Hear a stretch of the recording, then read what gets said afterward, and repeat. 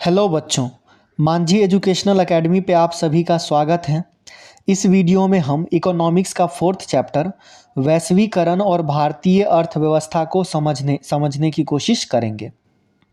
तो चलिए शुरू करते हैं। हमारा सबसे पहला की पॉइंट है वैश्वीकरण। वैश्वीकरण विभिन्न देशों के बीच परस्पर संबंध और तीव्र एकीकरण की प्रक्रिया को वैश्वीकरण कहा जाता है।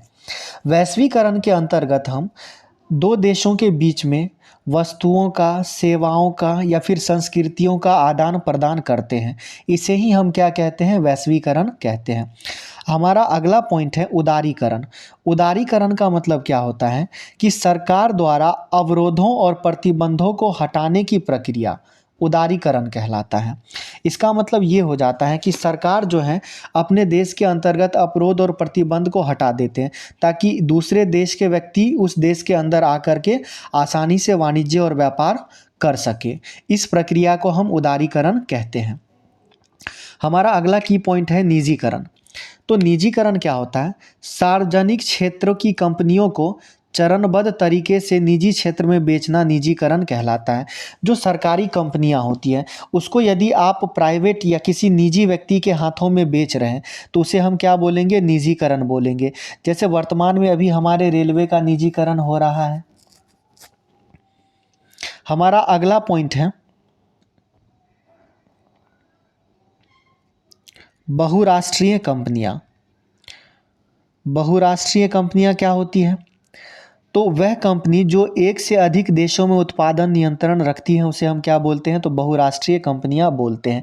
जैसे मान लीजिए एप्पल है। एप्पल की कंपनी हमारे अब इंडिया में भी है। आप देखेंगे तो कोरिया में भी एप्पल है, अमेरिका में भी एप्पल है। तो एप्पल की जो कंपनी है वो एक से अधिक देशों में अपने नियंत्रण को रखती है, उत्पादन करती है। ठीक है, तो उसे हम क्या बोलेंगे? बहुराष्ट्रीय कंपनियां। हमारे पास अगला पॉइंट है निवेश। निवेश का मतलब क्या होता है कि भूमि, भवन, मशीन या फिर अन्य उपकरणों को खरीदने में जो मुद्रा खर्च करते हैं उसे ही हम क्या बोलते हैं? तो निवेश बोलते हैं। यानी कि भूमि, भवन यानी कि ज़मीन हो गया, घर हो गया, मशीन हो गए, बड़े बड़े उपकरण हो गए, इनको खरीदने के लिए जो हम धन खर्च करते हैं, जो हम मुद्रा लगाते हैं उसे हम क्या कहते हैं? तो निवेश कहते हैं। उसे हम क्या कहेंगे? निवेश कहेंगे। हमारा अगला पॉइंट है विदेशी निवेश। तो बहुराष्ट्रीय कंपनियों के द्वारा किए गए निवेश को विदेशी निवेश कहते हैं। जब बहुराष्ट्रीय कंपनियां दूसरे देश में जा कर के अपना धन खर्च करती हैं तो उसे हम क्या कहते हैं? विदेशी निवेश कहते हैं। अगला है हमारे पास विश्व व्यापार संगठन। तो विश्व व्यापार संगठन एक ऐसा संगठन है जिसका उद्देश्य अंतर्राष्ट्रीय व्यापार को उदार बनाना और मुक्त व्यापार की सुविधा देना होता है। अब देखिए, तो मुक्त व्यापार क्या होता है? तो मुक्त व्यापार देखिए क्या होता है कि जब दो देशों के बीच में व्यापार बिना किसी प्रतिबंध का हो तो उसे हम क्या बोलेंगे? मुक्त व्यापार बोलेंगे। यानी कि जब दो देशों के बीच में व्यापार बिना किसी रोक टोक के, बिना किसी प्रतिबंध के हो तो उसे हम क्या बोलेंगे? मुक्त व्यापार। यानी कि इंडिया का माल किसी दूसरे देश में आसानी से जा सकता है, किसी दूसरे देश का माल जो है इंडिया में आसानी से आ सकता है, तो इसे ही हम क्या बोलेंगे? मुक्त व्यापार कहेंगे। हमारा अगला पॉइंट है सेज। किसी विशेष क्षेत्र में अतिरिक्त सुविधाएं प्रदान करना, विदेशी कंपनियों को निवेश के लिए आकर्षित करना क्या कहलाता है? सेज कहलाता है। अब इस चार्ट को हम समझने की कोशिश करेंगे। देखिए, वैश्वीकरण का अर्थ क्या होता है? तो विभिन्न देशों के बीच में परस्पर संबंध और तीव्र एकीकरण की प्रक्रिया वैश्वीकरण कहलाता है। अब वैश्वीकरण के दौरान फिर होता क्या क्या है? तो वैश्वीकरण के दौरान देखिए सबसे पहले क्या होता है? तो वैश्वीकरण के दौरान वस्तुओं व सेवाओं का आदान प्रदान होता है, विभिन्न देशों के बीच में निवेश होता है। अच्छा, प्रौद्योगिकी का आदान प्रदान होता है, यानी कि टेक्नोलॉजी भी एक देश से दूसरे देश में जाता है।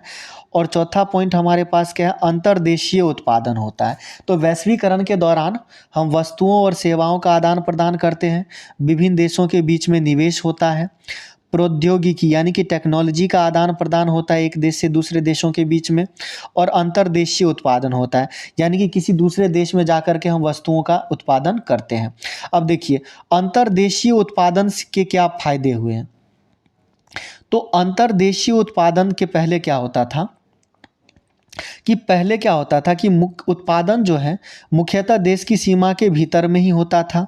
और फिर उसके बाद हम क्या करते थे कि देश की सीमा को लांघ कर सिर्फ कच्चा माल, खाद्य पदार्थ और तैयार उत्पादन व्यापार दूरस्थ देशों को आपस में जोड़ने का मुख्य जरिया हुआ करता था।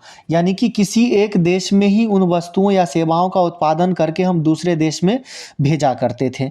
लेकिन अब क्या होता है कि जब से बहुराष्ट्रीय कंपनियां आई हैं, तो बहुराष्ट्रीय कंपनियों ने क्या किया कि इनका एक से अधिक देशों में उत्पादन पर नियंत्रण और स्वामित्व होता है कि भाई ये एक से अधिक देशों में अपने कंपनी या फैक्ट्री खोल करके बैठे हुए हैं और फिर उसी देश में जो है क्या करते हैं कि माल का उत्पादन करते हैं। और देखिए, उन प्रदेशों में कार्यालय तथा उत्पादन के लिए कारखाने स्थापित करती हैं जहां उन्हें